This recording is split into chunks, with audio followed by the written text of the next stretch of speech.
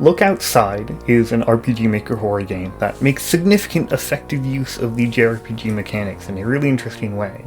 It's the most intensive resource management game that I've seen. Everything is limited, there's a finite number of healing items, your weapons will eventually break, the combat encourages use of consumable items, which I thought would be really stressful when I started playing, but I found it really well balanced. I typically went around with one of my better weapons, but saved my best for fights I knew would be difficult, and beat most regular fights without consumable items, but wouldn't hesitate to start using them if something was difficult. And I found myself with a significant surplus of items by the end. It's not a stressful amount of management, but it's something to engage yourself with as you play the game that I really enjoyed. There's avoiding combat too, of course. A lot of enemies don't need to be fought. You do get at least some experience for every enemy and normally a small amount of money. There is a store in the game, but even that has limited stock.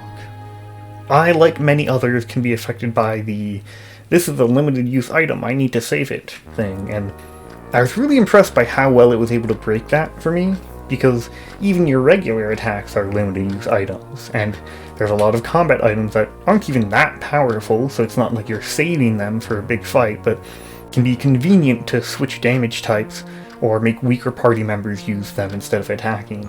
And with healing being limited, you can easily see the benefit of ending a combat in one turn by using an acid flask that you have a decent supply of over taking a ton of damage and needing to use a bunch of bandages or go back home to rest. The home part is another interesting mechanic, so I skipped over the setting. I was so excited to talk about the well done combat. You need to not look outside. People that look outside are turned into horrible monsters of many different varieties. You live on the top floor of an apartment building in Quebec, and now you need to survive. Try to understand what's happening. Whatever is going on now is expected to end in 15 days, so you need to just keep going for that long, or that's instead your time limit for advancing through the game. And there's this wonderful, surreal feeling, particularly early on, when you know the world is falling apart around you. Everything seems to be complete chaos while you're staying in your apartment playing video games and cooking pizza bites. So the limited time manifests in two ways. Whenever you enter a new area, there's a little bar at the bottom that shows time passed. To save the game, you either need to let some time pass exploring, or wait until the start of the day. You get bonus experience for coming home after a lot of time has passed, but at home are also your most reliable healing sources: cooking food and sleeping. You also have a few other things you can do at home. You still need to brush your teeth, have a shower, and relax. You have a few stats representing your well-being that the effects of aren't entirely clear to me. I know when my hygiene got low from entering the sewer, I immediately got a notice that it would make enemies detect me faster, so that's pretty significant. So you'll also want to try and find soap when you're outside so you can shower more effectively. Playing video games helps calm you down and increase your morale, as well as giving you experience points, and at least one of them gave me a useful skill I could use in battle for playing it enough to complete it. There's a lot of video games that all have their own thing going on. I chose Myrmidon early on because it sounds like a game I might play in real life. You get this progressing story about an ant war game. I also played a lot of Massacre Princess Catholicon because it sounded funny, and it's a parody of a Jrpg story. While you're passing time at home, people can come by and knock on your door. I didn't encounter any hostile visitors during my game, which was a little disappointing. But there's, these events that pop up to add variety. They're kind of fun. And there's some stuff that changes with the game as time passes, too. The floor you're on has the majority of its doors locked initially, but a bunch will gradually open up. Makes the time passing feel more real. I also assume the visitors change over time. Early on, I got a woman asking if I had seen her daughter around, then the day after, a girl showed up asking if I had seen her mother around. I never found her mother again, but the girl became my first party member. She's not very good at regular attacks, but she has a few special abilities and can use items just fine. I went through the entire game only finding 3 party members, which was enough for a full party of 4. Then the day before I finish it, 2 punks show up and steal my bedroom for a night, causing a buggy situation where the only thing I could do was stay up the entire night doing crossword puzzles before revealing there were 2 new party members. I looked up how many there are, and there's like 15 or something. I don't want to read through every one to count, I want to like some surprises, but there's a ton, and I only found those 3, which is to say there's a lot of stuff in the game that I wasn't able to find on my first playthrough. And I thought like a few of them have like interesting unlock conditions. I ended up reading some of them, and it reminds me of something, a really interesting thing that happened to me. So at the start of the game, I wasn't sure if I should be killing everybody I see, taking everything I can.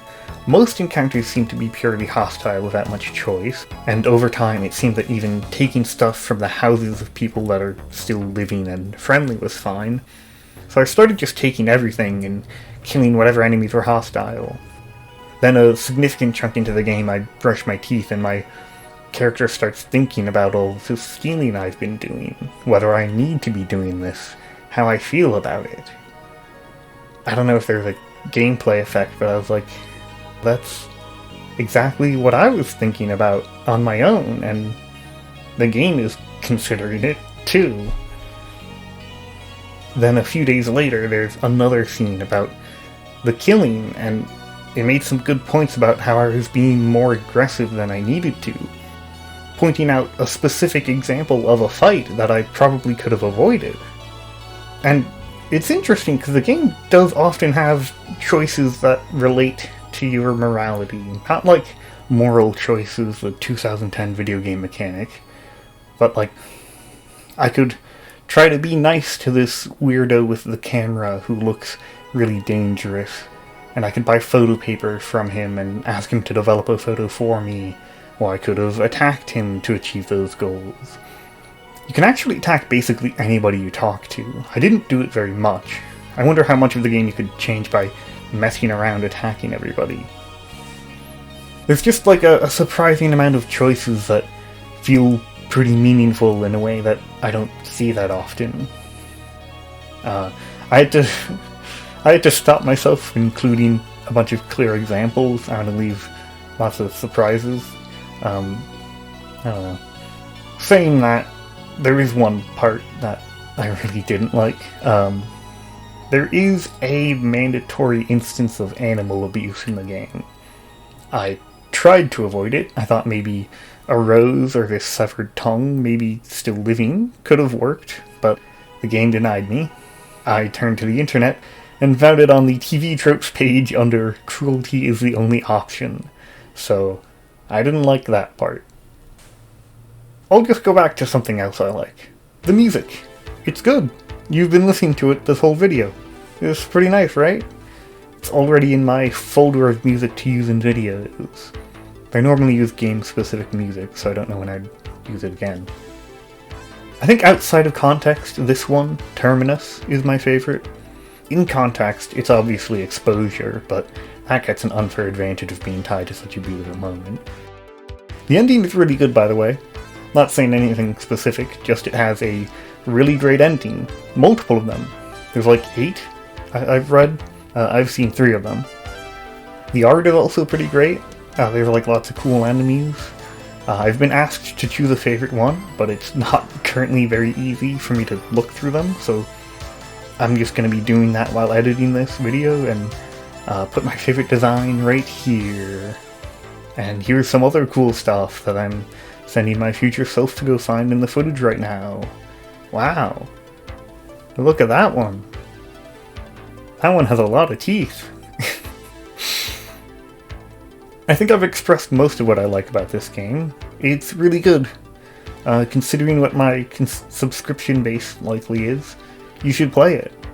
Yes, you. It's $10. That's pretty cheap. I'd like to make more videos about it, but I'm unsure what exactly right now. I think I'd at least like to take a high quality recording of a segment of the ending of the game, the part where exposure plays. So if you want to like spoil the surprise of a big moment, but also get to see like a really cool part of the game, and you could watch that. It'll be up like tomorrow, I think. Do you have any other ideas? Just like playing it maybe? Trying to think I can make guides too. I don't know, I'm open to requests at the moment. Anyway, bye.